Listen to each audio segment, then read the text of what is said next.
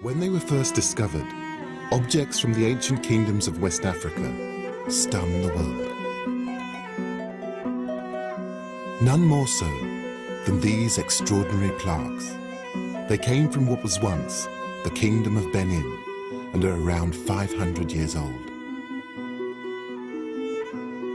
When the British came upon these objects in 1897, they thought there's no way they could have been created by Africans. They were amazed at the detail and the intricacy.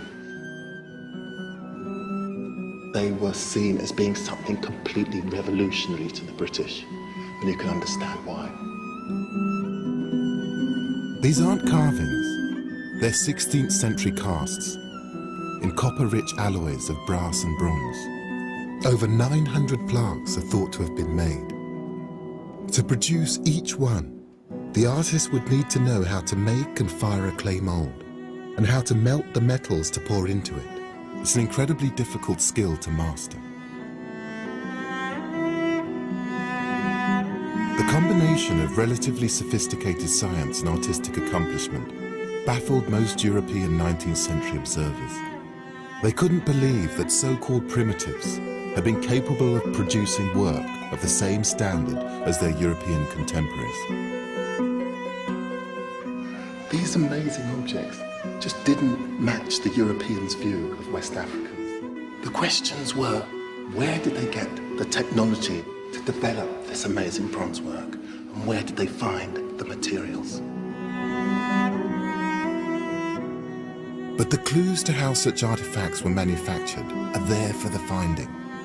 And I think they will reveal much about the West African kingdoms that created them. So what do the bronzes tell us about the Kingdom of Benin and its power and its culture? And what does the technology required to make them tell us about pre-colonial West Africa?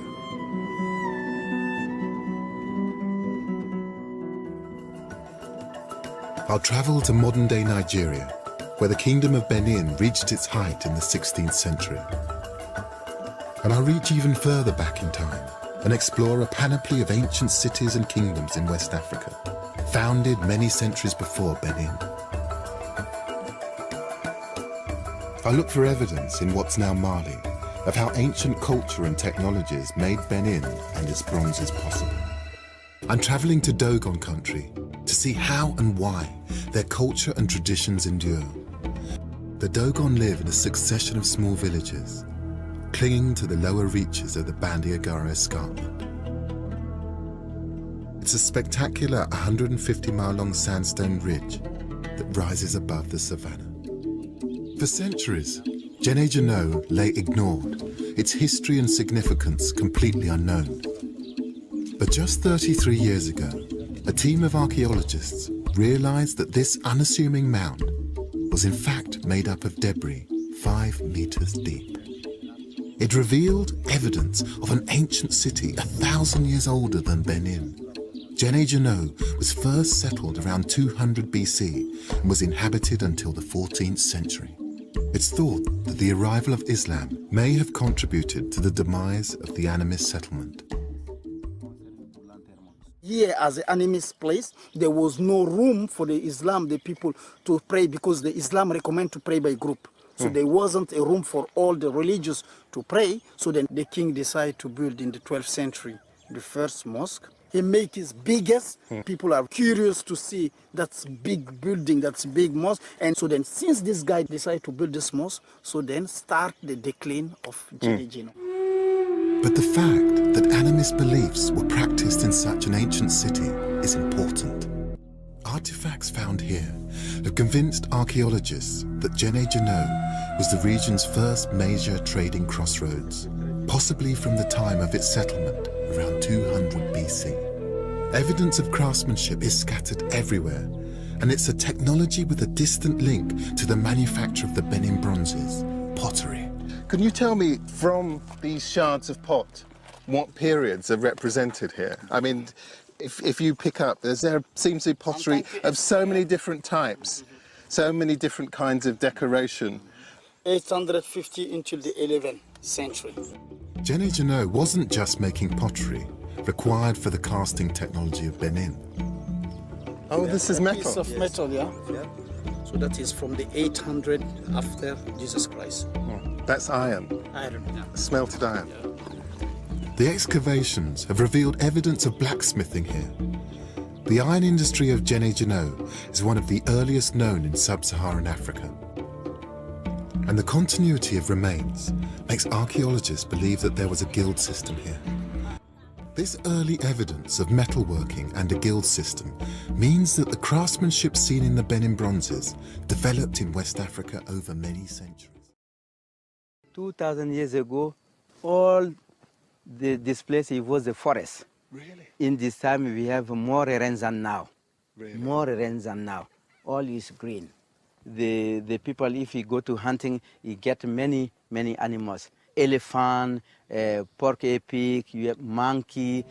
The people who lived on the Bandigara escarpment 2,000 years ago were the Tellem. They're believed to have been red-skinned pygmies, and they built dwellings into the rock face itself.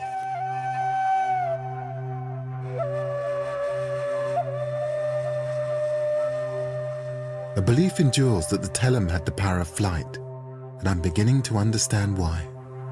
But it does look quite precarious.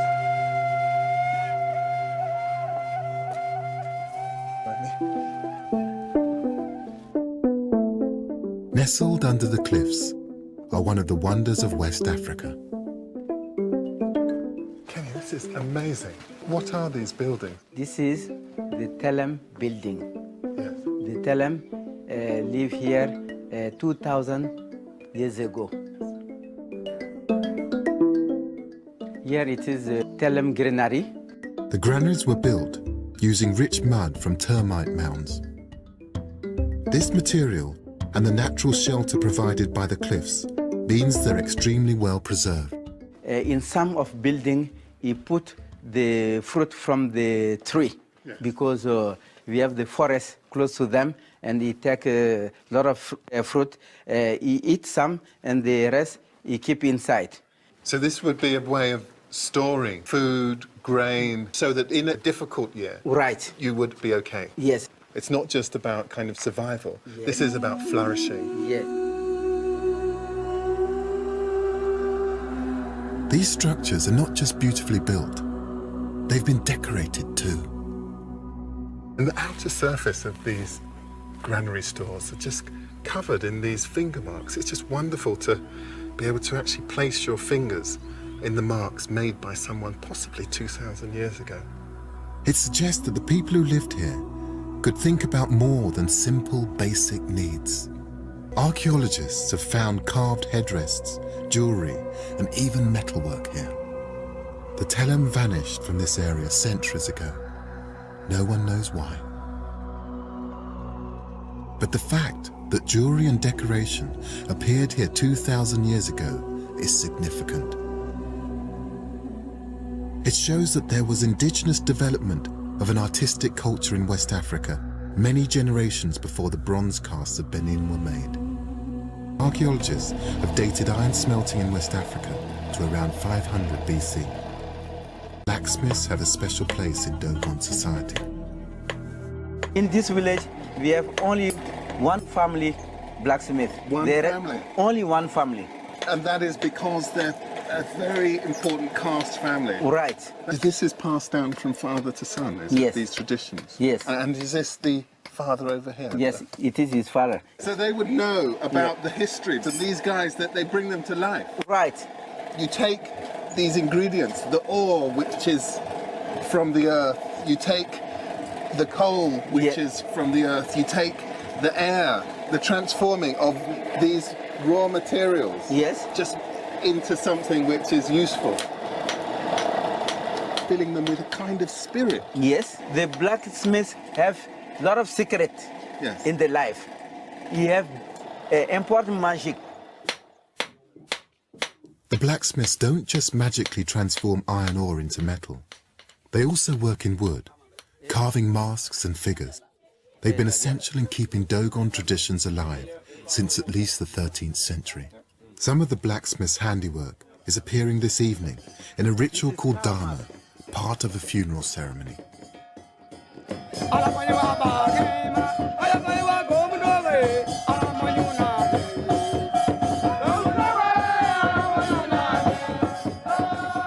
Dogon may date back as far as 10,000 BC.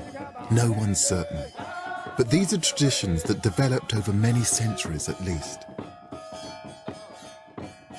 This ceremony is to lead the soul of a recently deceased elder to his final resting place. It certainly contains echoes of the plaques.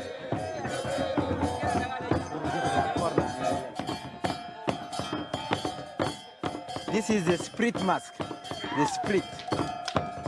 This color, it is the dead color. Yes. If somebody is dead, we put on this color of clothes. Yes, and they go.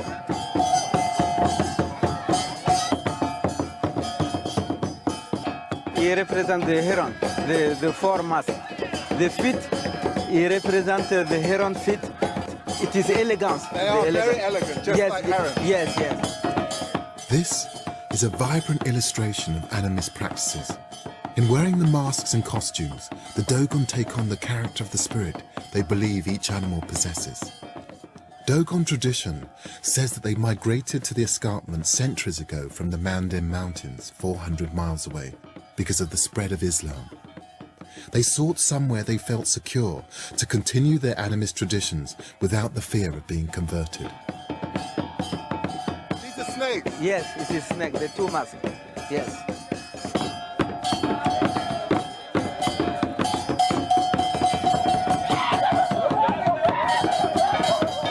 And all this group, it is the lizard mask. What's happening here?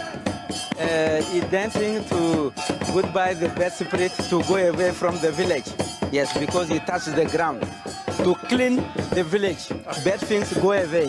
Oh, but this is warding away all the evil. Yes, yes.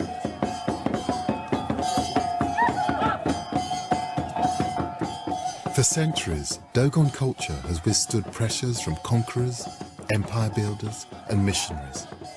This breathtaking performance is art, spirituality, and symbolism all rolled into one.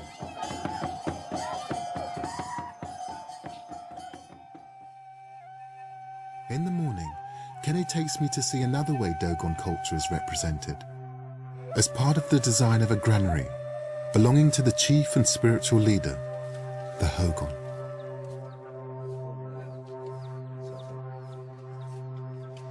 Oh, look at that. This is the granary door.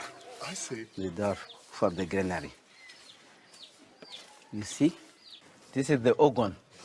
Yes, it is the older person in the village. And all this group of masks represent the Kanaga mask. Oh, the mask with the lizard on the top. Yes, yes. And these are the lizards. It is a they're lizard. being danced by these men Yes, down here. yes. And this is the head of the lizard. I see. And this direction represents the sky. The door isn't just about spiritual belief. It also commemorates the trek undertaken by the Dogon people from their original homeland around the 13th century. This is the 8th family Dogon come from Manding to here. So these are the original people who Yes. migrated all the way from the Manding Yes, down yes. into the Dogon. He lands. walked to Manding Yes. by feet to build there. So this is a piece of history. This is history Yes, yes. This is in wood. Yes, in wood, and it is the acacia wood. We take some piece to make a door with a Dogon history to give the old information to the young generation. young people. Yes, to didn't lose our culture. Here, 800 miles from Benin, is a living example of the same kind of history and storytelling as we find in the bronzes. The techniques may be simpler, but the purpose seems strikingly similar.